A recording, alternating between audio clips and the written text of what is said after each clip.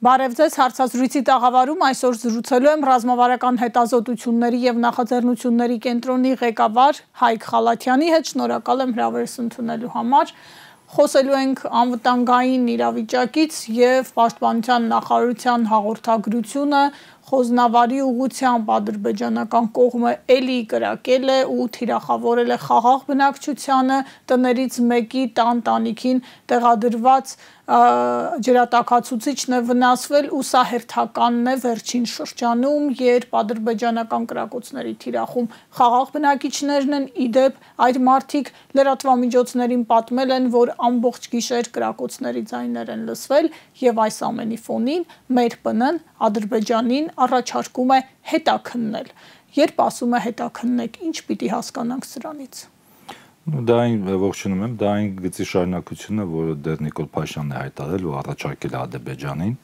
համատեղ այսպես մեխանիզմ ստեղծել, բայց մենք տեսնում ենք, որ Ադրբեջանը դրան համաձայն չի։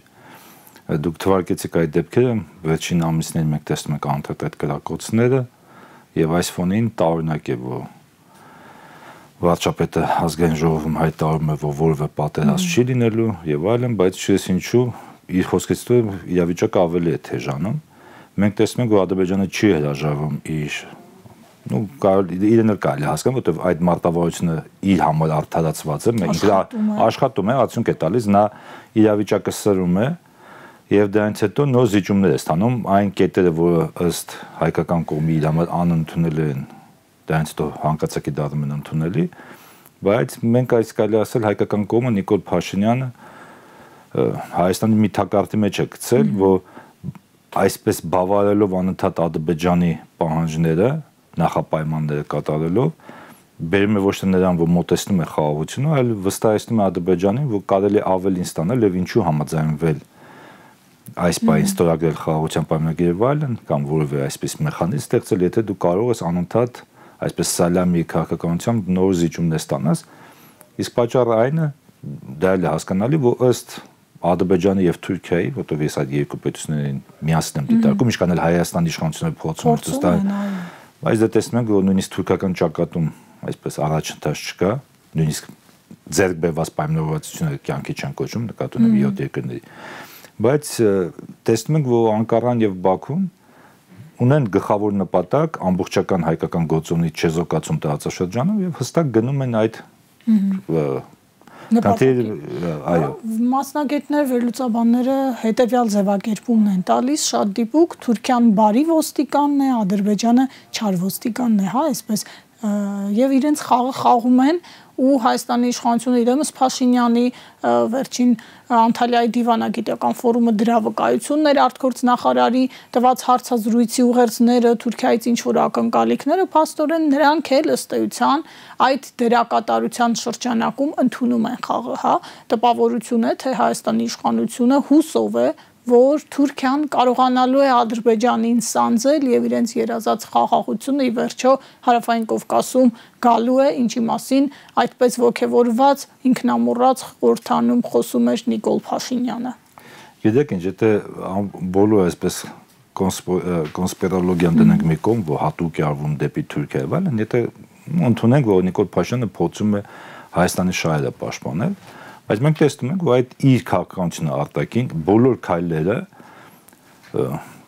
չեն օգնում լուծել Հայաստանի առջև կանգնած խնդիրները։ Հիմա դուք նշեցիք Թուրքիայի հետ կապված դեպքը, էլ եմ ասում, եթե կոնսպիրոլոգիան մի կողմ ենք դնում, որ դա հատուկ է արվում, եթե ընդունենք դա հատուկ չի արվում,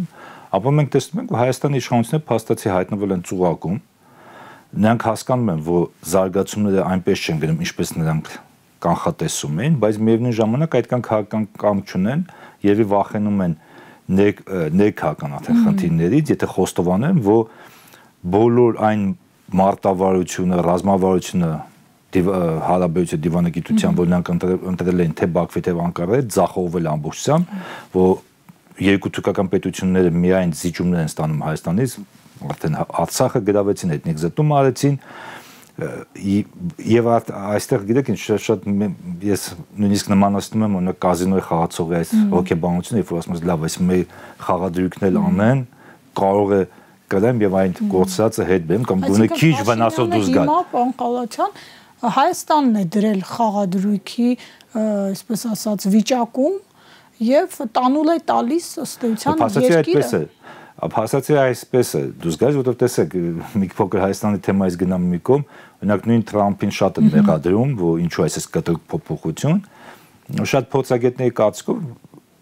որպեսզի ավելի հասկանալի լինի, շատ փորձագետների կարծիքով Թրամփը որպես բիզնեսմեն ինչպես է մոտկանում, ասում է,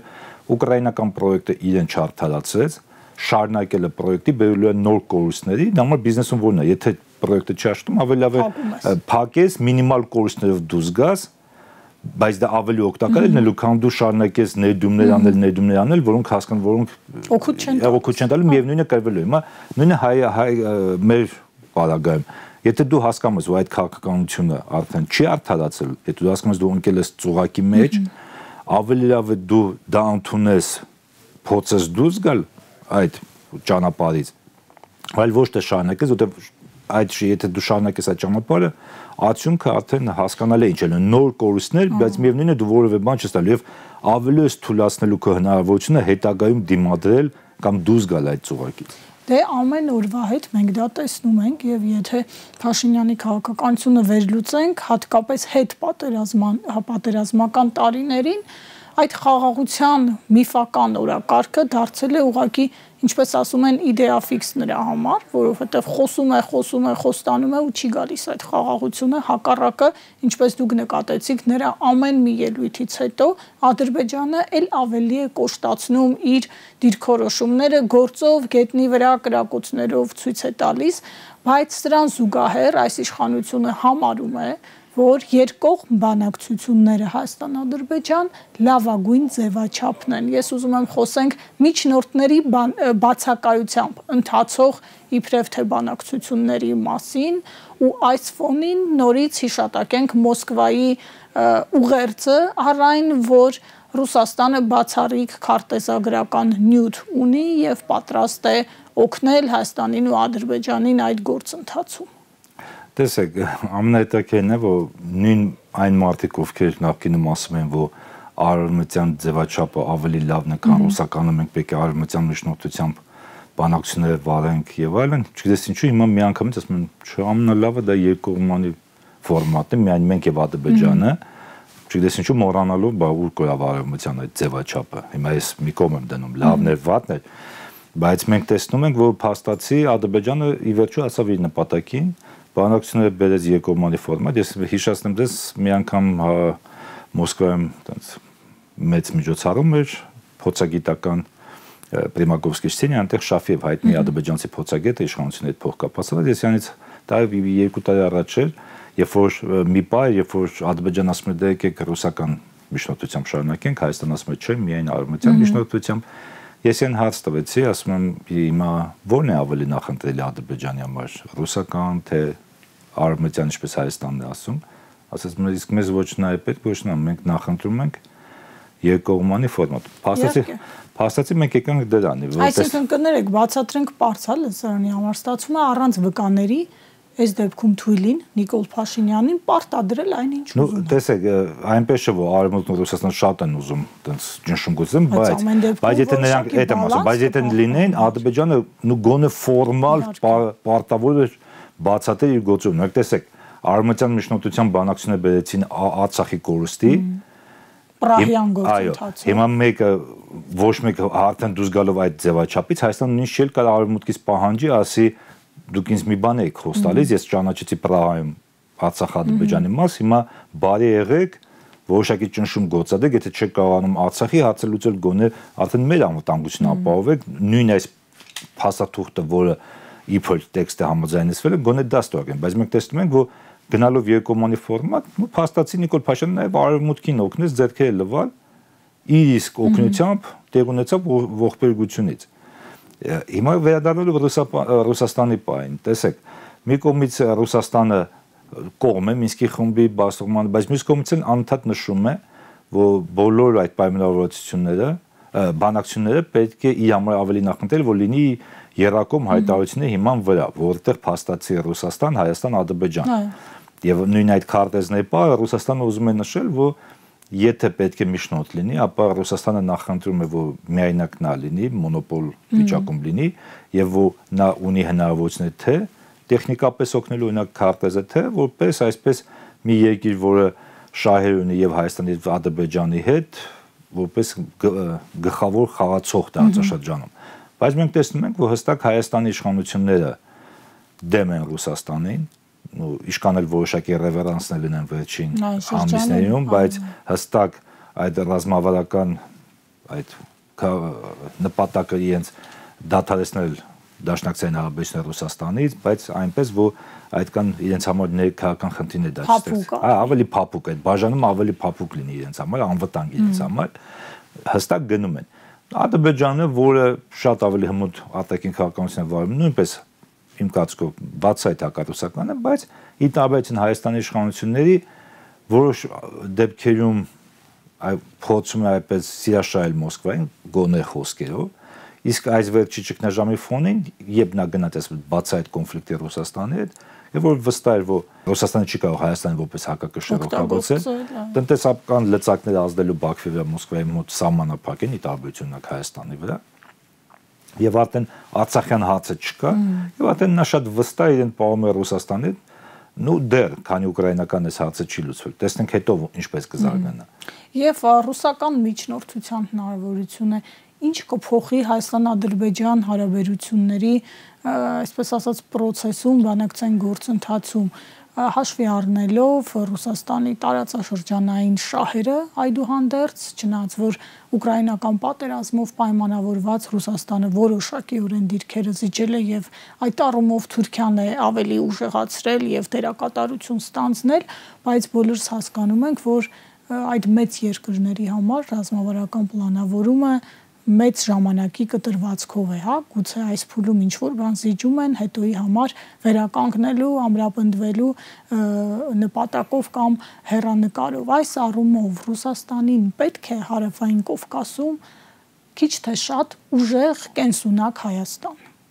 Իհարկե Ռուսաստանին պետք է, բայց այստեղ նաև հայկական կողմը այդ ուղղությամբ պետք է աշխատել։ Դուք օրինակ նշեցիք Թուրքիայի գործը, դա ամենակարևորն է։ Իհարկե Ռուսաստանը մտադիր չէ տարածաշրջանը թողել Թուրքիային, այլ խոսք, որ եթե զարգացումն այնպես գնան, որ Հայաստանի իշխանությունները իրենց քաղաքականությամբ բերեն,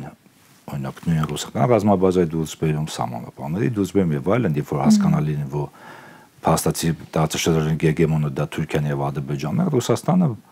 փորձելու նրանց հետ ընդհանուր լեզու գտնել։ Հայկական կողմը իմ կարծիքով պետք է հենց այդ ուղղությամբ աշխատի, օրինակ ինչու է նույնիսկ մի համար կարող է ընդունել լինել ռուսական կողմը, որ նաև երկկողմանի ֆորմատով Մոսկվային բացատրելով, որ այսքան Ադրբեջանի ուժեղացումը տարածաշրջանում ոչ միայն վտանգավոր է Հայաստանի շահի համար, բայց առաջին հերթին նաև վտանգավոր է Ռուսաստանի շահի համար, որովհետև փաստացի բերում է այն մի իրավիճակի, որտեղ Թուրքիան է գլխավոր խաղացողը տարածաշրջանում, բերում է նրան, որ Թուրքիան ավելի ուժեղ դիրքից է խաղալու նաև կենտրոնական Ասիայում, որտեղ դա էլ է ռուսական ազդեցության գոտի,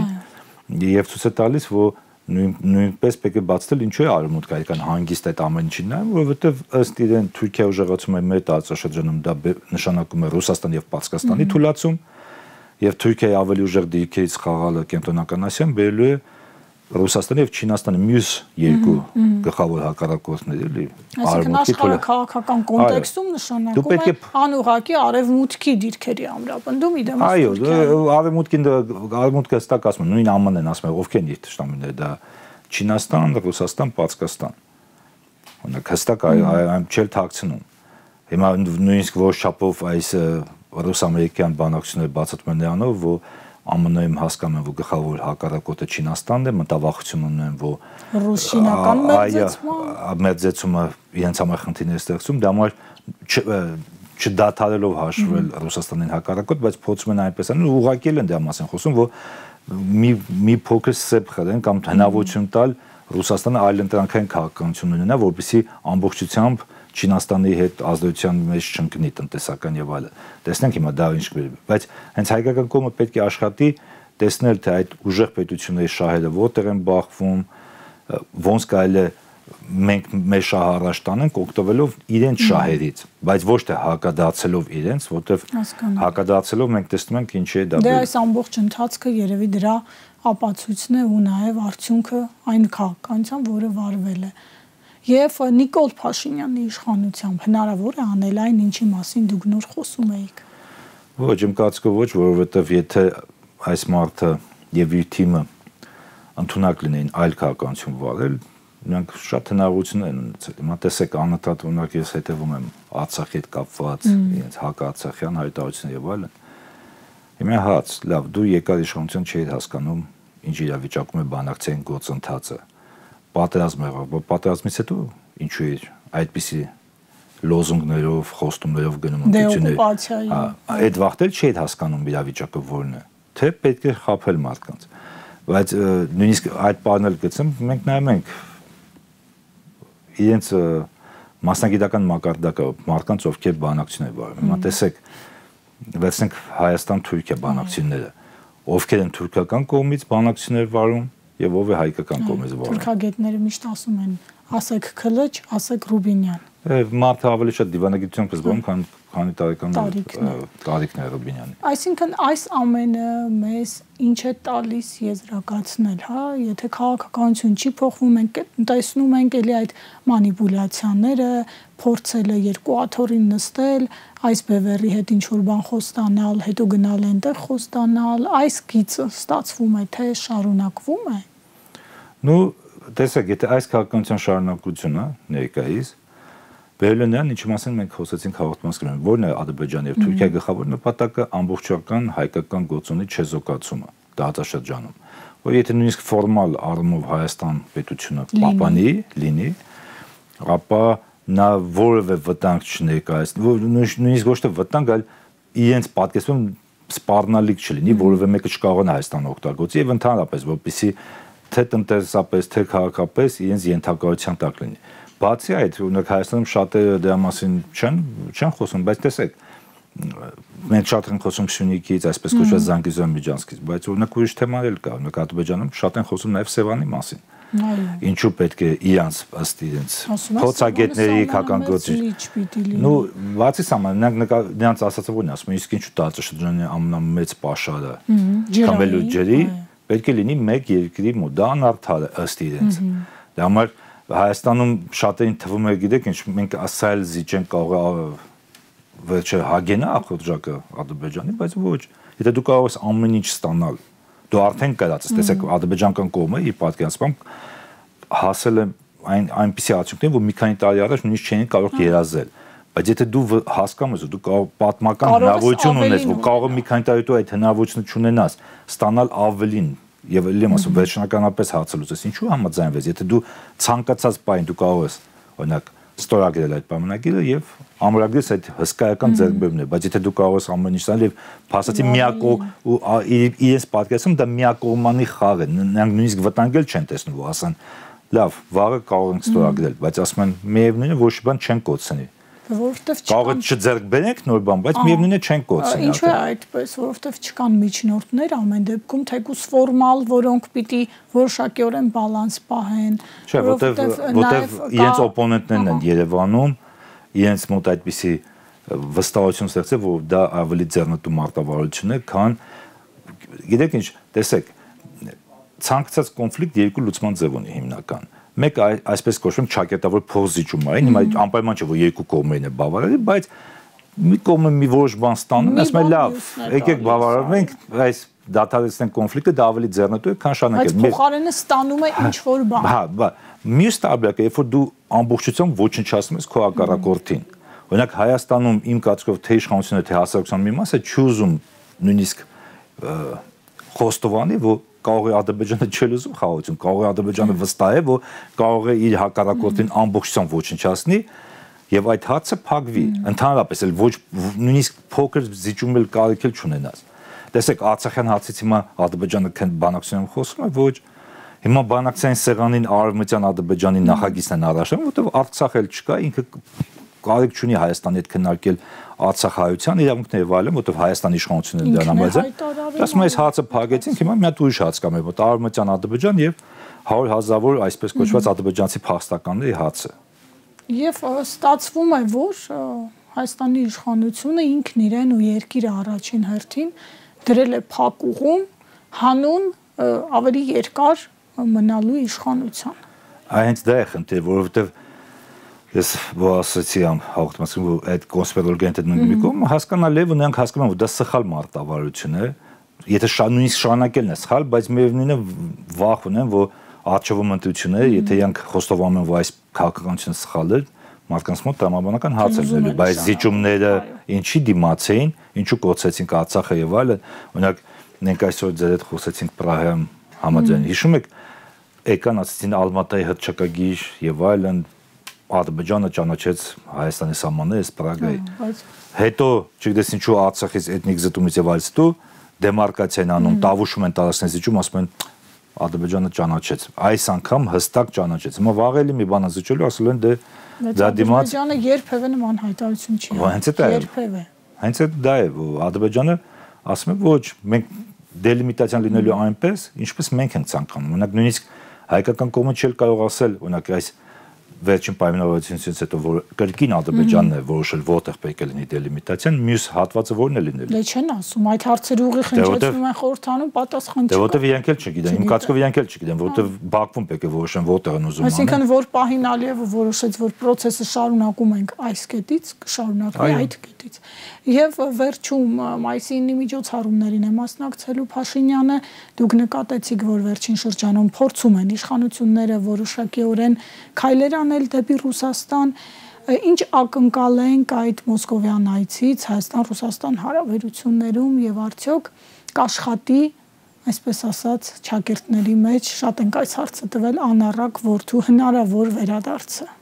Չեմ կարծում, որովհետեւ տեսեք նույն այս օրերին այս քայլերի ֆոնին, որոնք հստակ այսպես մեսեջներ են Մոսկվայում, մենք տեսանք մանկում քվեարկություն եւ ամենաաբսուրդային այն էր, որ ԱՄՆ-ն նախագծին դեմ է քվեարկում, որպեսզի Ռուսաստանին այս չքննադատի, բայց ես ինչու Հայաստանը ԱՄՆ-ից ավելի հզոր պետություն է, չի վախենում քվեարկել մի նախագծին, որը հստակ հակառուսական բնույթ ունի։ Այսինքն Մոսկվան շարունակելով միտքը հետևելու է գործնականում քայլերին, ոչ թե հայտարարություններին։ Երեք ինչ, իմ մոտ այսպես տպավորություն է, որ Մոսկվան արդեն այսքան էլ լույս չի ընկալում այս ամենը։ Նա գտնում է այնտեղ այսպեսի կարծիքը, որ հաղթում ենք Ուկրաինայում, արդեն լրիվ այլ կերպ են Մոսկվայում, Երևանում եւ Բաքվում վերաբերվելու մեր հայտարարություններին, առաջարկներին, մեր նախագծերին, բայց այն, որ արդեն վստահություն չկա Նիկոլ Փաշինյանին եւ իր թիմին, դա ակնհայտ է։ Մյուս կողմից Նիկոլ Փաշինյանը փորձելու է իր համար մի քիչ ավելի ժամանակ շահի, որպեսզի անվտանգ լինի, որպեսզի հասկանա ինչ է կատարվում արևմուտքում, այս ԱՄՆ, ԵՄ ճգնաժամը հաղթահարվում է, ԵՄ օրինակ շատերը փորձում են ասում են, եկեք այս 3-4 տարի մի կերպ դիմանանք, հետո կարող է դեմոկրատ նախագահ կա վերականգնվի նախկին համագործակցությունը, ինչը բացառում որ նաև Նիկոլ Փաշինյանը նույնպես այդ հույս ունի, բայց տեսնենք, բայց ռուսական կողմը, գիտեք ինչ, մենք շատ են խոսում, բայց զիջումները հայկական կողմը եւ այլն Ռուսաստանը ոնց է նայում։ Հիմա ով է զիջում, Հայաստանն է զիջում։ Ռուսաստանում ավելի պրոհայկական չեն լինելու, քան Հայաստանի իշխանությունը կամ հասարակությունը։ Եվ նրանք վստահ են, դուք խոսեցիք, որ ռազմավարական այդ ծրագրավորումը, նրանք վստահ են, որ ուշ թե շուտ նրանք իրենց դիրքերը կվերականգնեն։ Հիմա Հայաստանի օգնությամբ դա կլինի, լավ է։ Ադրբեջանի իրենց համար նորմալ է, կարող Վրաստանը մենք տեսնում ենք Վրաստանում ռուս-վրացական հարաբերությունում ինչ փոփոխություններ լինում։ Դա մոտ նրանք ոչ տարածաշրջանից գնում են, ավելին նրանք վստահ են, որ այս եթե ընդհանուր համաձայնության են գալու ԱՄՆ-ի հետ ու չեն էլ թաքցնում, որ գլխավոր կետերից մեկը այն լինելու, որ հետ խորհրդային տարածքը շատ հատված ռեգիոններ պետք է ճանաչվեն Ռուսաստանի ազդեցության գոտիներ, որպեսզի այդ ՆԱՏՕ-ի մերձեցումը չլինի, օրինակ տեսեք Ուկրաինայի առաջ հստակ դրված է, որ պետք է ՆԱՏՕ անդամ չլինի, չնայած նախկինում խոստովանել են։ Հիմա տեսեք Հայաստան ԵՄ այդ մերձեցումը